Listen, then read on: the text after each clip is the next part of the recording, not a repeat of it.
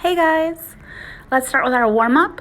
You're going to stand with your feet hip to shoulder width apart, have a weight or something to balance you out in your hand, and you're going to squat down and press your arms out. So your butt is going to go back as your arms go forward. Brace those abs, drive those heels through the floor on the way up. For your second warm-up exercise, we have bird dog balances. Hands and knees on the floor. Have your hands underneath your shoulders, knees underneath your hips, and extend your opposite arm and opposite leg out. Brace that core, pull that rib cage in and up, and squeeze your glutes as you extend out.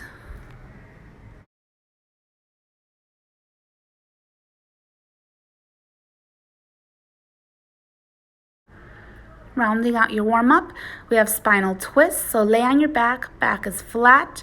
Lift your knees up at a 90-degree angle, and you're going to tilt your knees over to one side.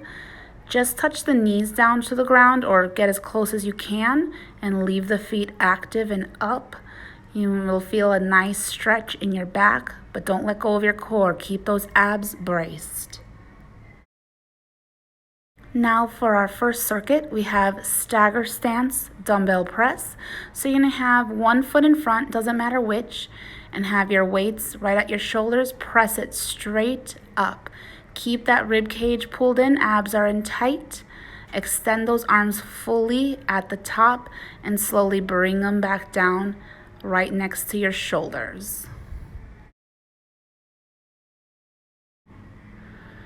Now we have our side lunge to a kick. So you're going to step out to the side, big step out, stick your butt out, and then spring off that leg and kick forward. So that same leg is going to drop out to the side and power spring off and do a snap kick in front. Keep those abs nice and tight and make sure the knee does not pass the toe. Next, we have single leg bent over row. So you're going to stand on one leg, keep that knee soft, arms start straight down. You're going to squeeze those shoulder blades back, pick those elbows up. So you're squeezing your back, but also bracing that core, pull that rib cage in, and try to stay steady onto that one leg. Now, if you need a modification, you can always drop that back foot down so your toe is touching the floor, still squeezing those shoulder blades back and together to work your back. Last, we have elevated glute bridges. So you can grab a chair, sofa, or if you have a step like I do, you're going to push your feet onto the step. Tuck your pelvis under first, squeeze your butt, then peel that spine off of the floor and lower it back down in the same fashion. You want to lead with the tailbone on the way up and then lower it down gradually, pressing one vertebrae into the floor at a time. That way you'll get better work for your core and your glutes as well. Squeeze at the top. Now we're getting into our active recovery. For circuit 1, the first round, you're going to do mountain climbers, get into a plank position, and alternate skipping your knees back and forth. If you want a modified version, you can just step one leg in at a time. Round 2 for circuit 1, active recovery, we have knee tuck crunches. Hands are behind your head, keep your chin away from your chest. Lift your knees and head at the same time. Breathe out on the way up, breathe in on the way down. Try to keep that low back glued to the floor. Now round 3, active recovery for circuit 1, bicycle crunches. Hands behind your head and you're going to alternate. Bring your opposite armpit to opposite knee. Or you could also leave your feet on the floor and just pick them up one at a time for a modified version.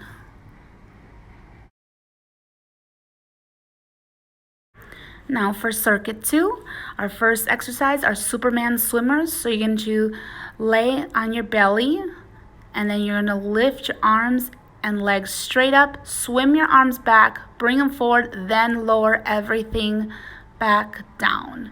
Squeeze your glutes behind you to lift up higher and still brace the core. Next, we have walkout plank. So start in a standing position, walk your hands forward out to the floor until you're into a flat back plank position. Walk it all the way back, stand all the way up. Keep that core braced, tuck that pelvis under to achieve that flat back stance in the plank. You can also do a modified version where you bend your knees down, bring your knees to the floor and walk it out. Keep that pelvis tucked under and try not to get distracted by anything. Keep that core nice and tight. Third, we have plank presses. So get your elbows underneath your shoulders, palms are flat onto the floor, and just press through your palms, squeeze those arms straight up and try to tap those elbows back to the floor. You can also do this in a modified position, keeping your knees on the floor. Still keep that pelvis tucked under, abs in tight. Our last exercise in circuit 2, we have warrior squats. Start off kneeling and then take a big step forward so that your foot lands flat onto the floor, and you can put pressure through the midfoot and the heels as you come up to a squat. Stay low. Make sure you don't come all the way up. Brace that core. If kneeling on the floor is too harsh for you, you can start off in a low squat and just alternate your foot back. For our circuit 2 active recovery first round, we have straight leg sit-ups. So have your legs straight out in front of you and try to roll that spine up, upper, middle, lower back, and then roll it back down, lower, middle, upper. Make sure we're not flopping up and down. Really be careful of your core.